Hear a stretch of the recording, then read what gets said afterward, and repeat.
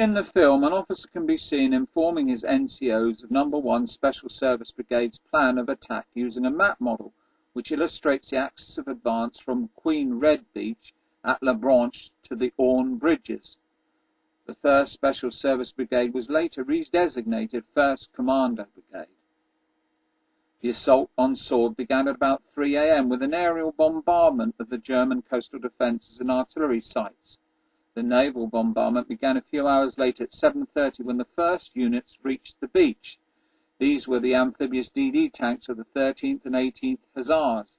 They were followed closely by the 8th Infantry Brigade, part of the 3rd Division.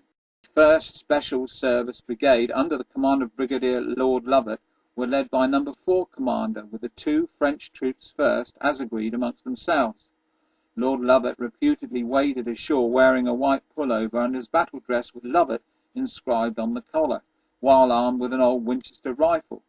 He instructed his personal piper, Bill Millin, to play the Commandos ashore in defiance of specific orders not to allow such an action in battle. The British Commandos achieved both their battery objectives only to find that the guns had been removed.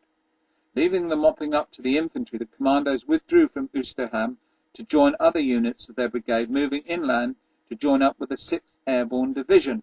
Lovat's forces pressed on, Lovat himself advancing with parts of his brigade from Sword to Pegasus Bridge, which had been obstinately defended by men of the British 6th Airborne Division, who had landed in the early hours.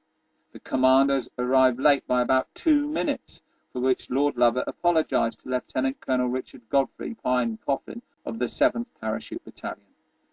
The Commandos ran across Pegasus Bridge to the sound of Bill Millin's bagpipes.